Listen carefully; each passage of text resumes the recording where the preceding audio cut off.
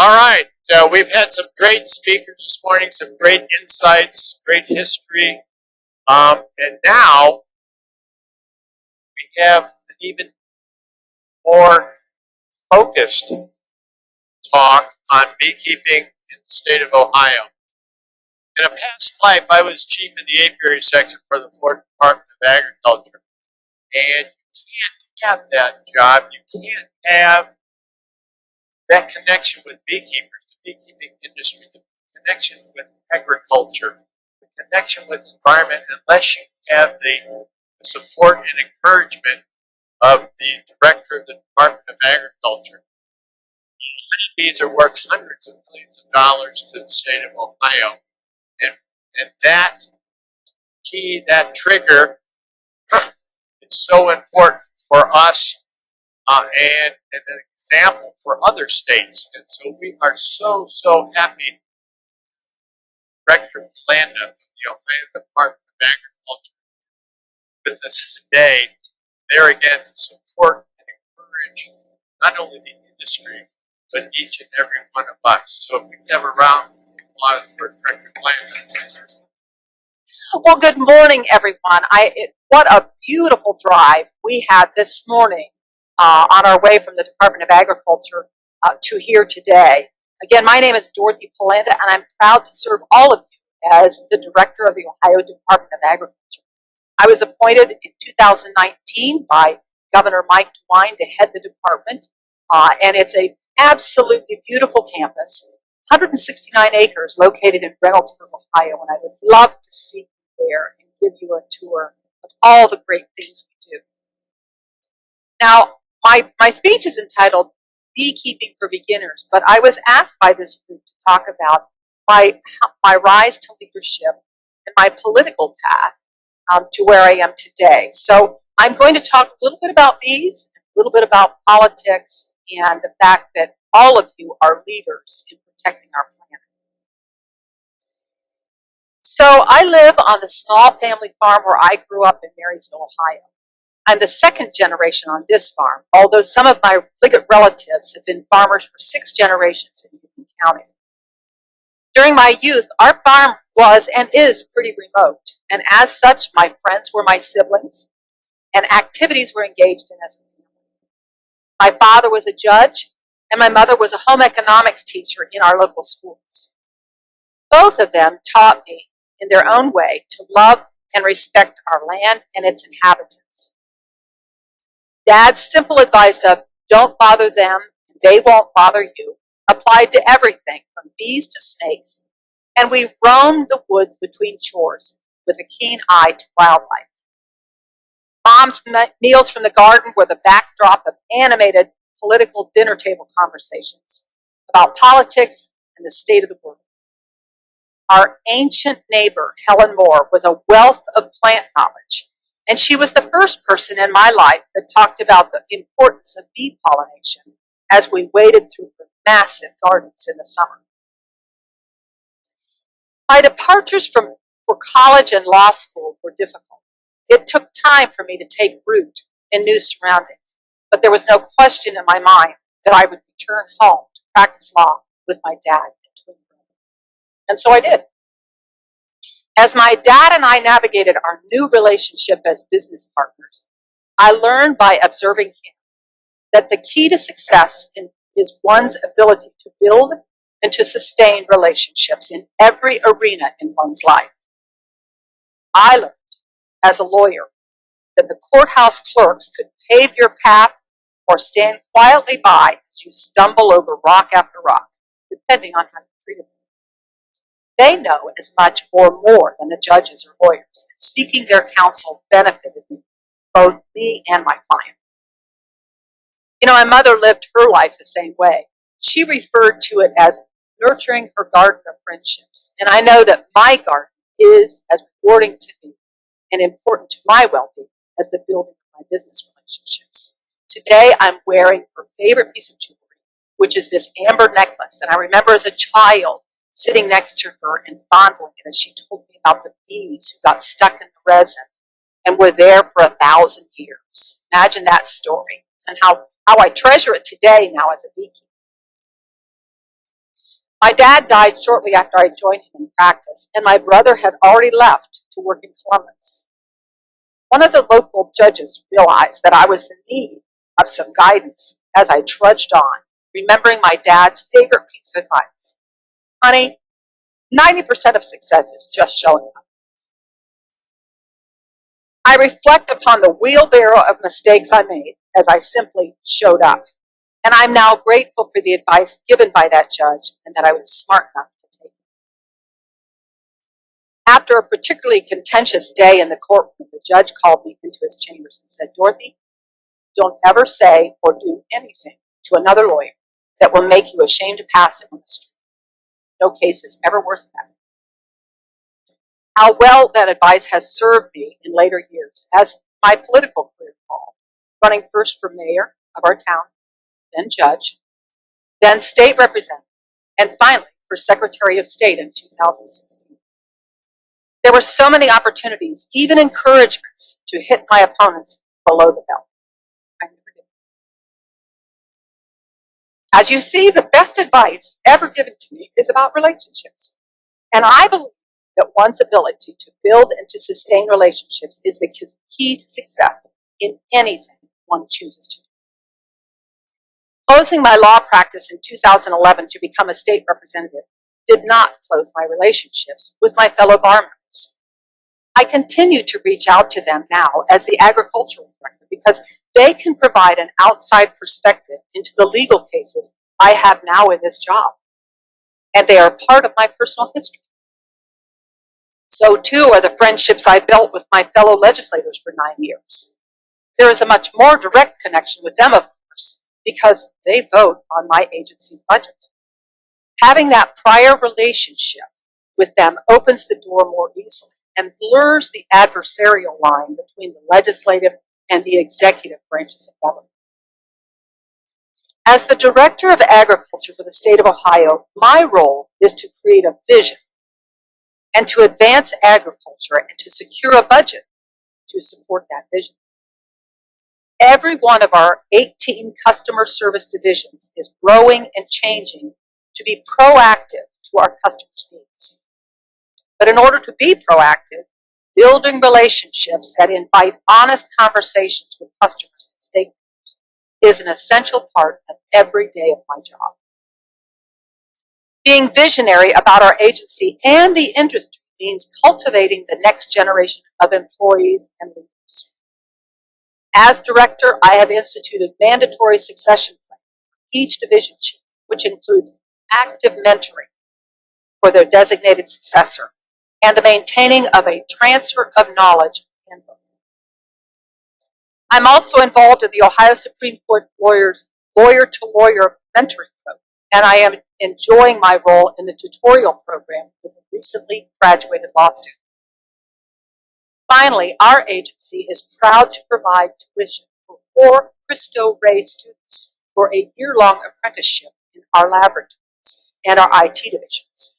Cristo Rey, if you don't know, is a nationwide career-focused college prep program in the Catholic tradition for students with limited economic resources by combining academic curricula with professional work experience. It's wonderful to see these young people on our campus each day in their uniforms. How fortunate I am to begin each day on our farm with a walk around the pond, to observe the ever-changing landscape, to feel the change in the weather, to look up into the sky and to put work into perspective. Knowing that I will end my days sitting with my husband in our field house, gazing out across the soybeans to the covered bridge and Helen Moore's home makes manageable whatever challenges come my way today. As the new Director of Agriculture in 2019, I became fascinated with our apiary division, headed up by Barb Bletcher, and began reading up on the study of bees. I learned that of the 100 crop varieties that provide 90% of the world's food, 71 crops are pollinated by bees. I learned that honeybees alone pollinate nearly 95 kinds of fruits, in addition to soybeans and seed crops. Our Ohio beekeepers, like you, are exploding in numbers, with 700 new beekeepers registered just this year. total active beekeepers are over 8,200 in Ohio, with the number changing daily. Total registered beehives are around 51,000. As of this month, the county with the largest number of beekeepers is Franklin, 666, followed by Cuyahoga, 621. My husband and I became beekeepers in 2020 when Dwight Wells and his team approached us about raising feral bees on our farm to combat the varroa mite that was decimating the commercial honeybee population. Our hives arrived in November of that year, and thus began our journey, which I have carefully documented in my journal that I brought with me and that I'm passing around to you. I bought the journal on Etsy, and you'll see that it's totally dedicated to honeybees and their population. And I filled it with pictures that Dwight would send to me over time as we learned about the industry. The more we experience and learn, like anything, the more we realize how much we don't know. It can be intimidating.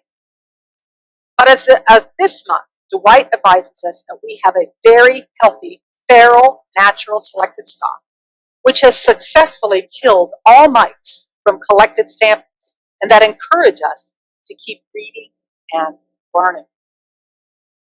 We began receiving the Bee Culture magazine in 2020, and at first, the terminology and the articles were incomprehensible to us. But like a child beginning to learn to read, the pictures invited us to read a little bit more, and then more. And now we both light up when we see the magazine in our mailbox. Now, the regular feature entitled Bees and Women is my favorite, perhaps because they feature women who became beekeepers due to dire circumstances. But I have to tell you, I'm glad that this month's featured beekeeper, Lucinda Harrison, was not a criminal. Although the other featured women crimes may be the only way we know about them. Richard Ball's article on the life of a worker bee is very readable and fascinating to the beginning beekeeper like myself. As we grow and learn more about the industry, more and more articles and advertisements will make sense to us. And as you can see from my journal that I'm passing around, some pictures and things from the magazine have made their way into it. As I close, I want you to know that I admire each and every one of you beekeepers for your role in saving our planet. I want very much to build and to sustain a relationship with each of you. And I hope that today or in the future, you will reach out to me to let me know how I can improve our agency's service to you. And so that ends the formal speech today. I would be glad to answer any questions you might have about our agency. And I just want to say thank you. God bless.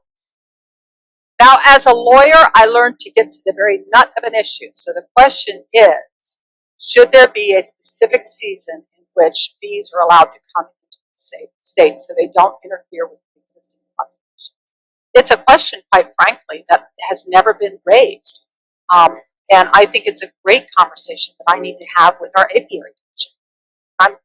Madeline is writing that down on her computer right now, on her phone right now, and we are going to talk about it. It's an excellent question. And what a fascinating experience it's been to study feral bees and how they can help mitigate the varroa mite.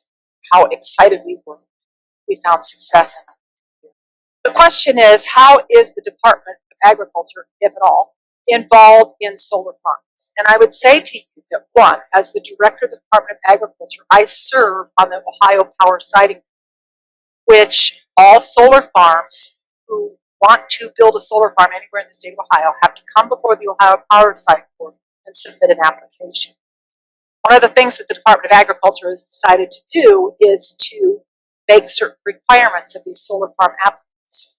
We take the statute and we take it one step further. The statute requires that you cause minimal disruption to the land. Describe specifically how you work. Many of these contracts are 33.5 years. How are you going to assure us that you're not changing topography permanently? And so there are ways that as members of the Power Siting we can we can have a better conversation with the solar farms. But let's remember the very first basic law: property rights. If a farmer chooses to sell his farm or any part of it to anyone, including a solar farm, it's his inalienable right. And so you have that, and you have to understand that that's a fundamental right.